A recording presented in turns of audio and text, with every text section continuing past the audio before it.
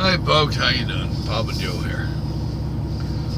Been in the pilot there, having coffee, watching news, eat a little breakfast, walk across the street there. That's where I delivers, across the street.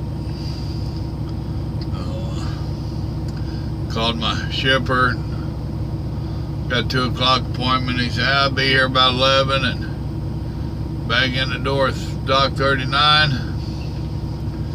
We'll get you as quick as we can. Ain't gonna promise you I'll get right on you, but get on you as quick as possible. Can't complain with that.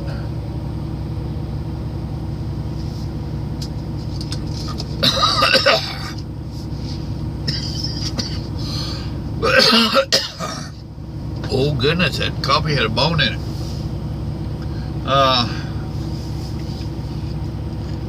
Walk across the street there to Freightliner. That's where I'll deliver in a little bit. Kind of eyeballing their situation.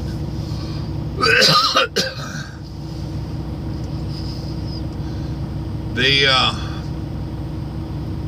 restaurant, well, with Wendy's, I think, they had their TV on CNN. I was watching it. Didn't have a whole lot of choice. They had CNN on one and football on the other one. It wasn't a game. They just talking about them. Wow, I'm impressed. They kind of sets the tone for the American populace right now. When they have the football game last night turned up where you could hear it, but you couldn't hear the news. Now they had it on Fox News last night, but today they changed it over to CNN and still didn't have the volume up. So now you're listening over here to this football channel, sports channel, and you're trying to read the news. Got our priorities mixed up, America. And on the CNN News, they're constantly going about how scared of Trump you should be. Now, they did allow that we have a couple of countries that ain't real happy with us right now. And CNN actually said that it looked like Obama was trying to throw every curveball he could at Trump and his future dealings with the world. Now, they said it in a roundabout, sugar-coated way, but that's what they said. You know, with this whole Israel deal. And I don't care what your standings are on Israel. The thing is we declared years ago we would be their ally and would be their supporters, you know, and for all these years we have supported them. There has never been a Palestine state. So, you know, this nonsense about giving equal share BS to the Palestinians, there's never been a Palestine state or country. There's been Israel all the way back to God's chosen people. So, for Obama to have his administration shit on Israel like they did last Friday, to me, that's Obama trying to create Trump more hurdles to come across. For Trump to go doing this sanctions against Russia just before he leaves, that's just him creating more hurdles for Trump to have to come across. Now, they was going to show what Putin's response was to it, and I didn't get to watch it. I pretty much guess. Imagine he's flipping Obama off, saying, you're nobody, you're a has-been. You couldn't do nothing while you was in office for damn near 8 years. I ain't gonna worry about you in your last 3 weeks. So, and I imagine that's pretty close to it. And I imagine when Trump gets in, he's gonna lift them. There has been no proof that Russia did any damn thing to our election. None. And they did not interfere with our election any more than Obama interfered with Israel's. He sent people over there, point blank, out in the open. The Democratic Party sent people over there trying to influence their election. Why? Stay out of it. It's their election, but he couldn't stay out of it. And he got caught with his hand in the cookie jar. And now he's going to act better than now and get all pissy because he thinks someone else did that to us.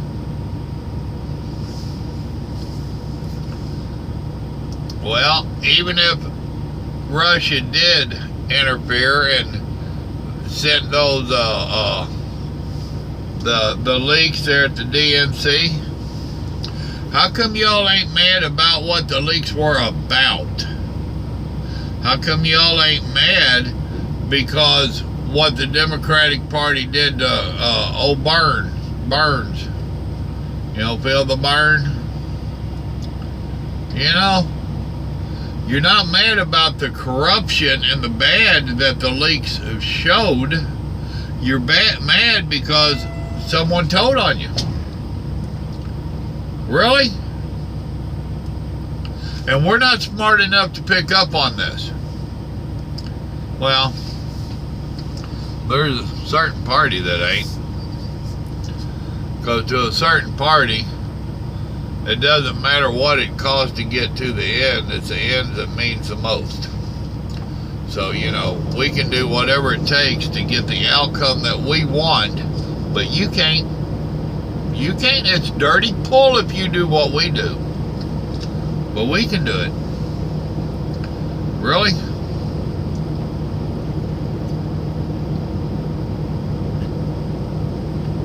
That coffee sucks. This is why I quit drinking coffee out here. But I sure had a craving for coffee this morning. Had a craving for a cigarette too. That's been bothering me a lot lately.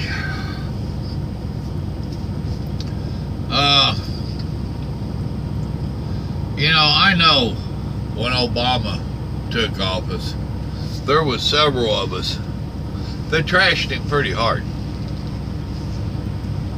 I know there was a lot of us that didn't trust him. And that turned out to be true. I don't recall anybody trying to do the nonsense that he's been doing. Why would anybody purposely try to make it harder on the other party coming in? I don't understand that, not for a minute.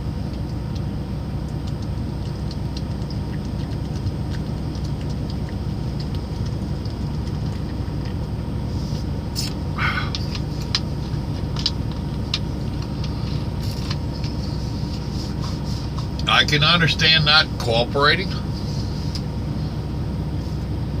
I can understand being a little sissy and pulling all the W's off of every typewriter in the White House. That cost them. They thought that was funny.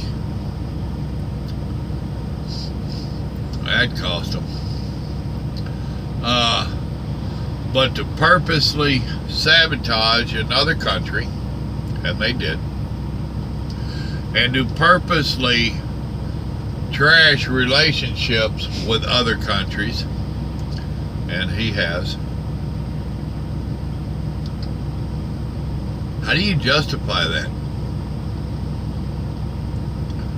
In any way, can you justify that at all? I mean, it's bad enough that the Democrats have had all the nonsense of protest, and which ain't protest, it's terrorist nonsense. But all the nonsense that we've been putting up by the crybabies and all that nonsense because Trump won. I guess January 21st, there's going to be a lot of colleges that have to pay for psychiatric care. Hell, you might as well just start renting a ward. But whether you like it or not, Trump won. You can cry all you want. Trump won. That's all there is to it. And on the 20th, he's going to take over. That's all there is to it. And I just about bet you my house against the dollar bill.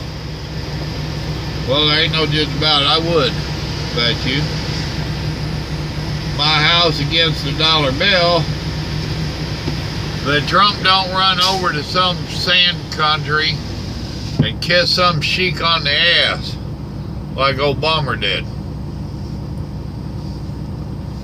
There's a lot of that stuff we ain't forgot. But see, if we remember it, we're a racist. We're not a patriot.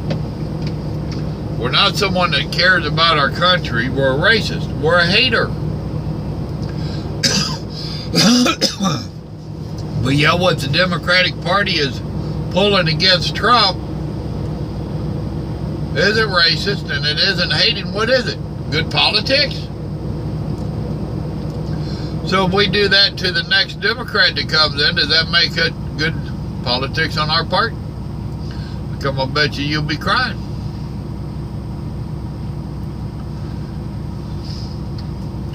It's plumb ridiculous. We used to play grown-up sports and politics in this country. We don't no more. Now we're playing wham wham poor me baby politics. I didn't get my way. I'm going to go sit in the mud puddle and cry. Really. It drives me crazy, in case you can't tell. But that's what I picked up on the news in there. Is that, last night when I was watching, they had some screwball on, and he was still hollering how crazy Trump was, and Trump was gonna blow up the world. We still can't let him have his hand even close to those buttons. Really. Then I was talking to a fella the other day that is obviously a Democrat. We don't normally talk politics. And he was trying to tell me how Trump is nothing but a scam. He's a scam artist. And he's already made millions of dollars. Really? He ain't even in office yet, and he's done made millions. Point blank, that's what he told me. Huh. And he's reneging on a bunch of his campaign promises. I said, I hadn't heard that. And he said, really? I said, nah. I said, nah, I heard some of the supposedly his people say that the fence, the wall, might not be a brick and mortar wall, but it was going up. Oh, well, that's what I was talking about too. No. With modern technology, it doesn't have to be brick and mortar.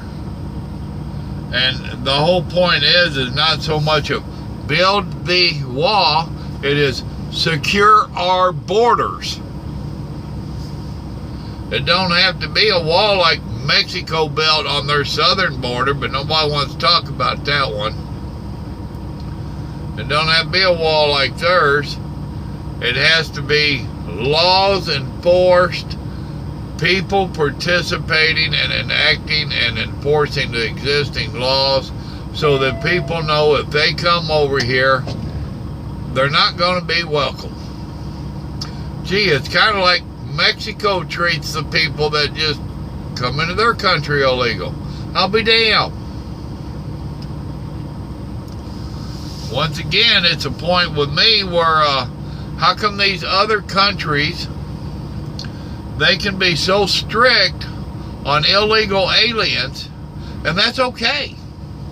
But if America is strict on these illegal aliens, then we're racist and haters. And that's not what we're about. Yes, it is. We're about protecting our country just like all them other countries are wanting to protect their country. Why do we have to be the weak link? Why do we have to be the sissy? Why do we have to be the gathering pot? We did that for years. And then we put the lid on that pot and said, that's it, no more. Now you have to come in legal like everybody else.